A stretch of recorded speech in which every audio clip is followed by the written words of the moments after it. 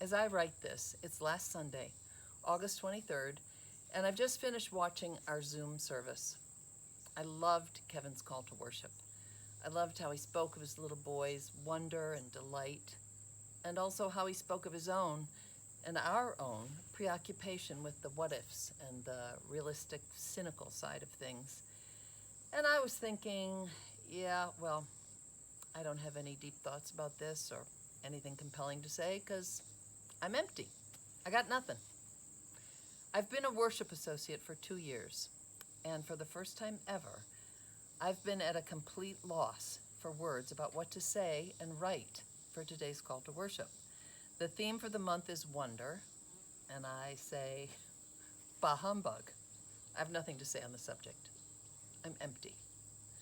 I've been waking up every morning for the past 2 months, at least, feeling like I have a weighty blanket on me and I just can't get out from under it. I try to throw it off, but I can't. I get tangled up in it, so I give up. So I go sit and get lost in a book or do the dishes or pick tomatoes or clean the garage or anything just to have a little task to get moving, to do something. Oh, I do feel grateful. Don't get me wrong. I feel so grateful for everything I have, for where we live, for my family and friends, to be able to talk on the phone to them, for my dog, for my sons, for my husband. But the blanket is still there.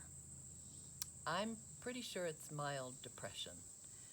All the things which normally anchor me in my days, in my weeks, in my life aren't happening. I'm not rehearsing a play. I'm not even reading a play. I'm not auditioning. I'm not going to watch other people in plays. I am preoccupied, as most of us are, with the current and very scary political climate as we head toward a crucial election. I'm worried about our planet. I'm worried about my son's abilities to make a living as these times continue. On top of all the craziness, we have the virus. I was sitting on our front porch as I began to try and write this. I was gazing out at my front garden, which is looking pretty tired. The sunflowers are bent over, the petunias are looking leggy, the cosmos are kind of scraggly. But I'm breathing, just like last Sunday's meditation said, and slowly. It was as if the lens on my viewfinder changed, and what came into focus were about 10 hummingbirds darting around the flowers. One even stopped and perched on a stem, its throat pulsing bright red. Two neon blue salamanders were crawling down the wooden post of the porch. Multitudes of bees were working the centers of the sunflowers. I was aware of loud birdsong, and suddenly to my left I looked and there were about a dozen purple finches at the feeder. There was a bright yellow finch hanging upside down on a sunflower head, bobbing in the breeze. I saw the varied colors of the sunflowers and the coneflowers, and that creeping Jenny that had been failing has turned bright green and is thriving. I actually laughed out loud. It was like the universe was saying, oh, so you don't have any sense of wonder? Okay, take that and that and that. So much to wonder at, right before my very eyes. And the thing about wonder is that it has energy, it has life, it has hope. And I thought, I want to put this wonder to work. I felt renewed in a way that I could see there are things to do. Worried about the planet? Go write those letters for the Sierra Club. Worried about the election? Make calls, help get out the vote. Worried about this community? Our very own UUCCI has lots for me to do. Which is not to say that the depression isn't real. It is. The worries are real. The emptiness is real. But the wonder is real too. So now I want to take that wonder and put it to work. What else can I do? So come, let's listen and share, and maybe you will feel some wonder rising up in you too.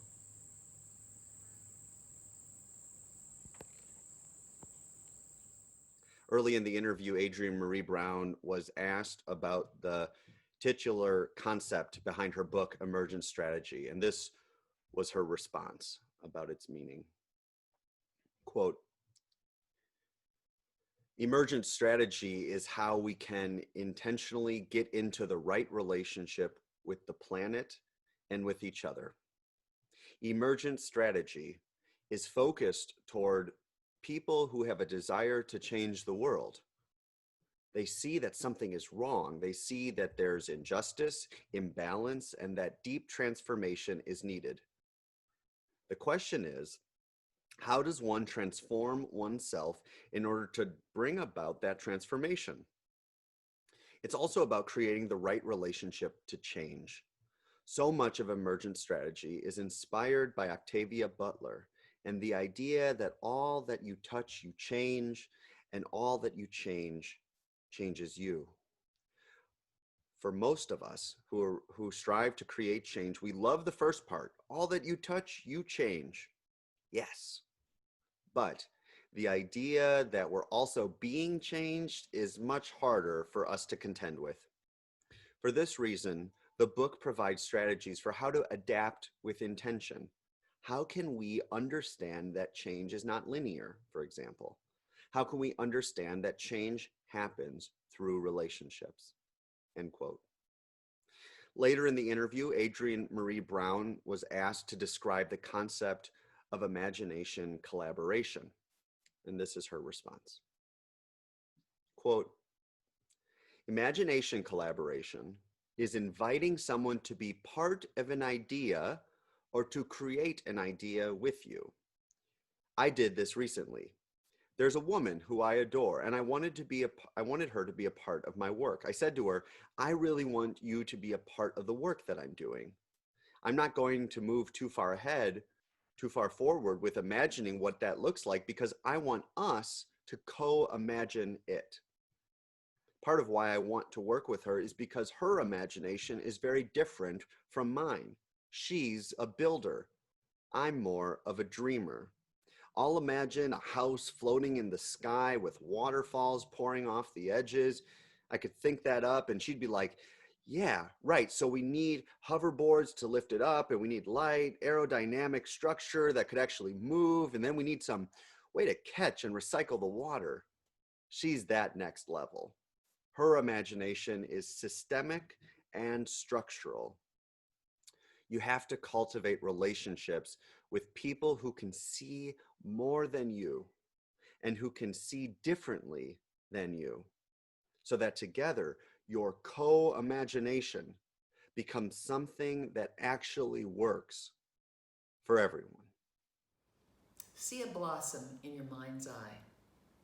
Allow it to fill the interior of your imagination. Greater perfection of form in nature cannot be imagined. With inward gaze, absorb each wondrous fluted petal. Slide down its humid surface until you drop as the dew into its velvety core. Immerse your senses in this safe chamber. Such fragile beauty gives impulse to weep. Slowly reverse the journey. As you ascend the shaft toward wider light, turn your imagination around and around to see its many facets. Stored within is the memory of all flowers. Marvel that this creation, while utterly fragile, yet undaunted, boldly buds forth, turning resolutely toward the sun. We too shimmer with expectation, exuding our own illumination, color, pulse, and scent. Vulnerable. Still, we venture our lives courageously toward hope and light, at once fragile and rooted. I want to begin this morning by first thanking Jan Lucas, who unfortunately can't be here with us this morning. She is out of town, but thanks to the blessings of technology, she was able to share her call to worship and a beautiful poem for this service. I want to thank her for the honesty and vulnerability that she poured into her reflection today. As one who shares a passion for the written word and the performing arts, I know when I hear something that is beautifully and tenderly written, not for dramatic effect, not to manipulate the emotions of others, but to create greater intimacy and connection with the listener or reader, where the line or barrier between the one who is sharing and the many who are receiving is broken down. And in its wake, truth may lay in wait. So Jan this morning lifted up her struggle to get back into her creative self, her wondrous self, her hopeful, active self. She gave voice to many things that we may relate to or have found ourselves feeling throughout this pandemic. This struggle, this tension between creation and depression, between hope and hopelessness, between what is and what may or may not ever come to be.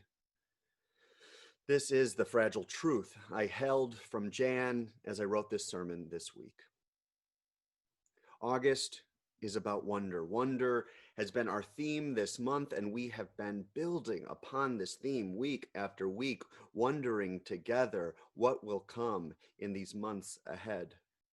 What will emerge as our public health and political life when our economy and our collective well-being feels on the brink of what? Perhaps just on the brink. And today, this final Sunday of August, the intention was that now that we have taken wonder apart and examined it and considered it from multiple angles, it is time now to wrap it up and consider how we might embody it, use it, allow it to provide wisdom, direction, and breakthrough for our world that is in crisis in so many ways. That remains the intention this morning. And so in light of Jan's reflection on her struggle in regards to seeing and experiencing and engaging wonder, I think it is appropriate to begin with an acknowledgement of where we are and when we are and how we are as individuals and as a community, a nation and world. As named a few months ago, we are in the midst of two pandemics, both of which are public health emergencies. One, ironically, more visible and acknowledged, the COVID-19 pandemic, and the other, a near half millennium long evil of systemic racism that is hiding in plain sight. Just look around. Milwaukee is where I'm from, and Kenosha is just 40 minutes away, and the death of Jacob Blake.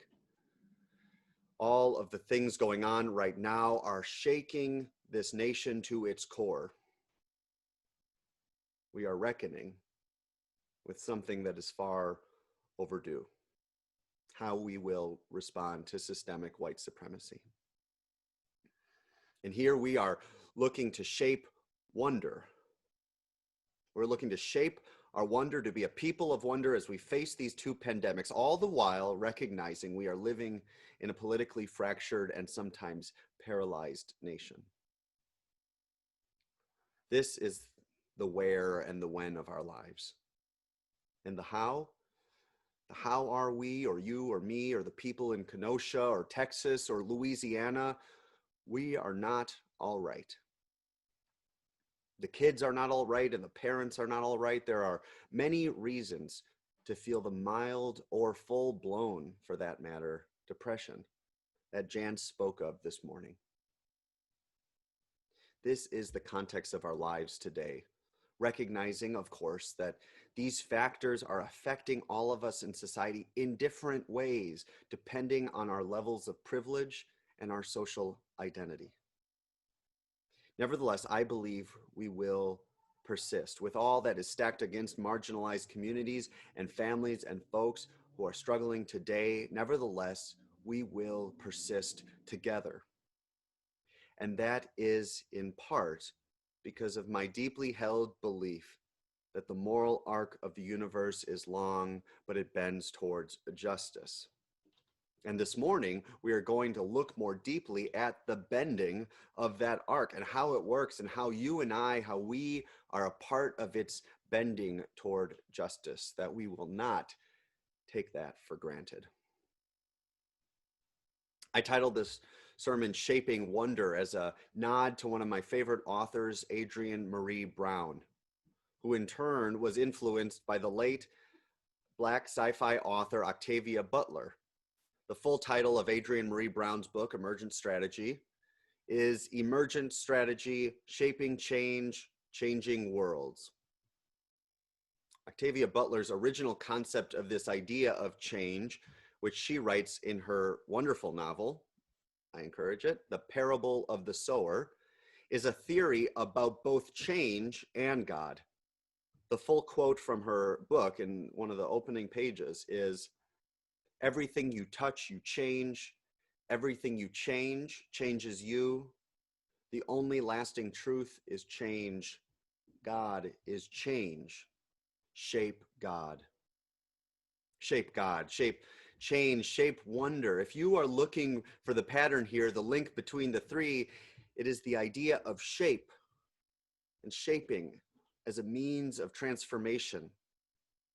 So while I don't want to get off on a tangent about change or God or truth or meaning, that's why I'm typing this sentence right now in my sermon. I do want to name the intersection of these concepts that are worthy of more explanation in time and time that we don't have today. Instead, I want to really hone in today on wonder and how it can be shaped towards a fulfillment of our wildest imaginings. In our second reading this morning, which is from an excellent interview by the journal Deem, that's D-E-E-M, Adrienne Maree Brown offers insights to some of the ways she approaches shaping her life, her teaching, her activism, and her relationships to others and to the planet.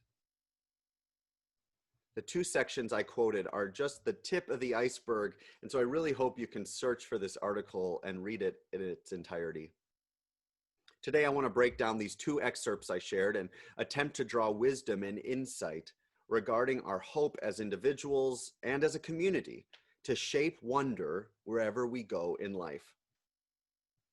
In the first excerpt, AMB, that's Adrienne Maree Brown, explains the philosophy of emergent strategy. She says that emergent strategy is intentional, it's relational, and it focuses on those people who desire to change the world. So emergent strategy is a method that is intentional, relational, and specifically designed for change makers. And then she also goes on to say that it is all about adaptation. It is for our survival and thriving. It is useful in helping people to consider how change happens beyond us and to us and through us. Beyond us and to us and through us. So where is wonder in all of this?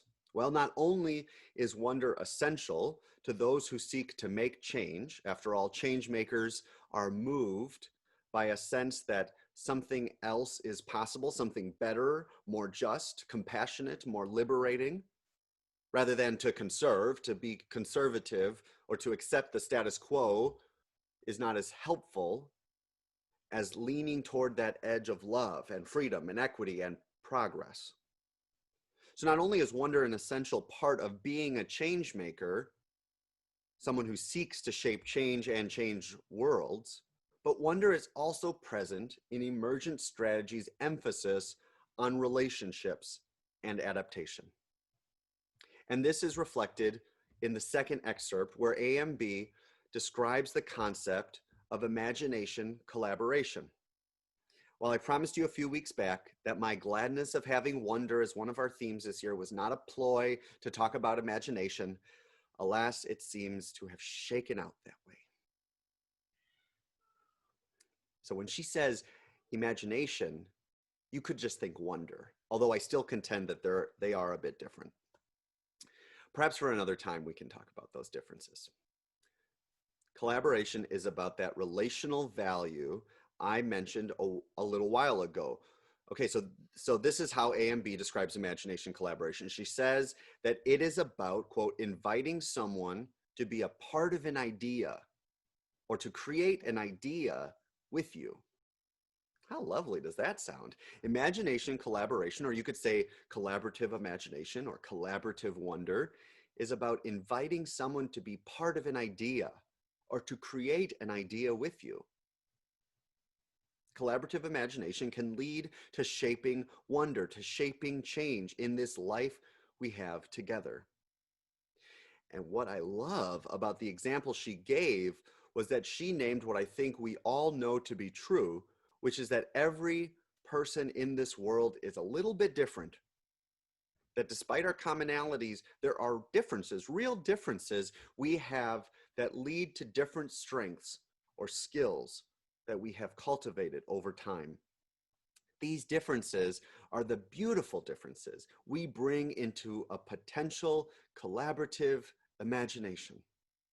So Adrienne Maree Brown identifies herself, not surprisingly, as a dreamer, capital D, if you will, as someone who dreams.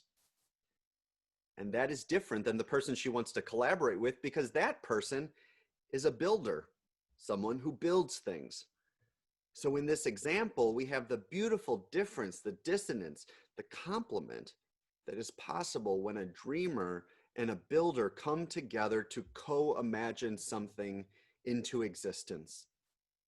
And do not be fooled by the romantic or poetic beauty of the dreamer and the builder and the other collaborators of wonder coming together. It is hard work. It is difficult. Believe me, it takes time. It takes so much time to nurture relationships and to value the different skills we bring to the table. And yet, AMB encourages us anyway to, quote, cultivate relationships with people who can see more than you and who can see differently than you, so that together our co-imagination becomes something that actually works for everyone.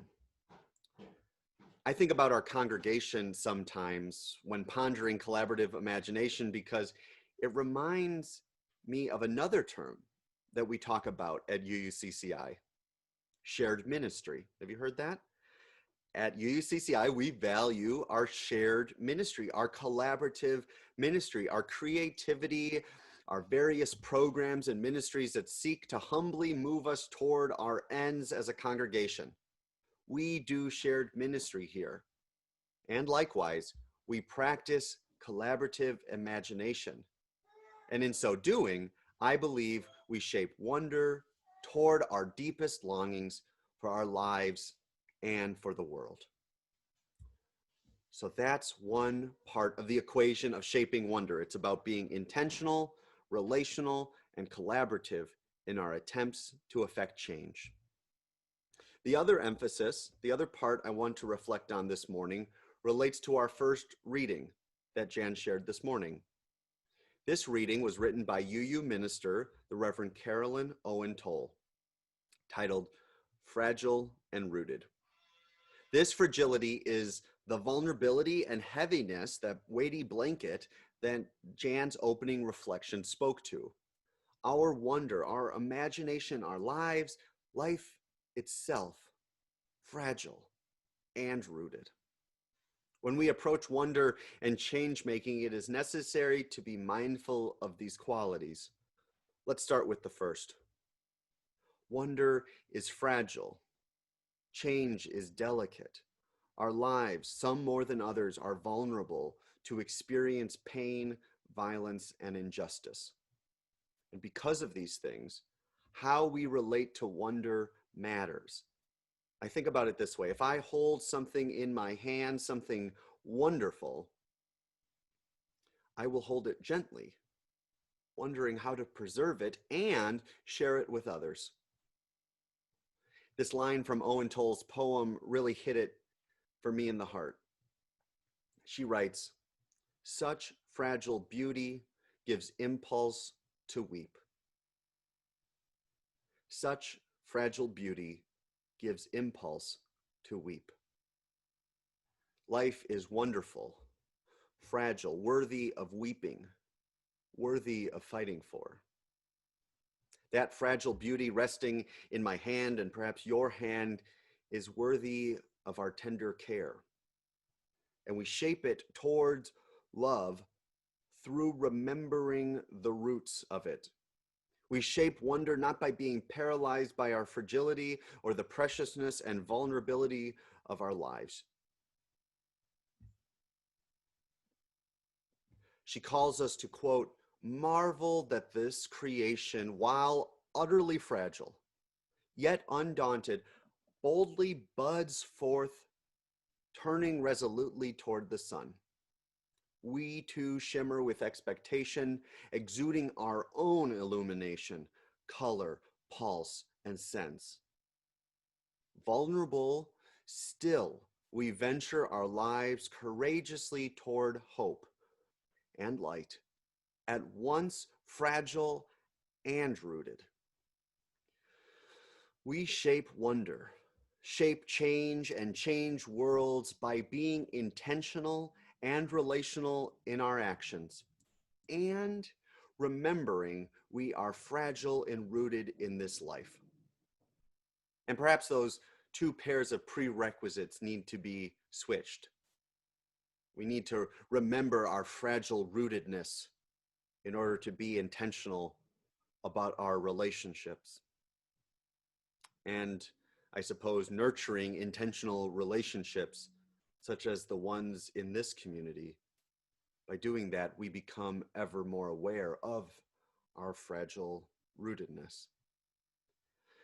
Through this cyclical process, we participate in a lifelong metamorphosis as change makers, makers of change. Change in our hearts, change in our community, and change in our world. What a wondrous possibility. What a wondrous promise and hope we can offer to ourselves and for this world. May it be so, and amen.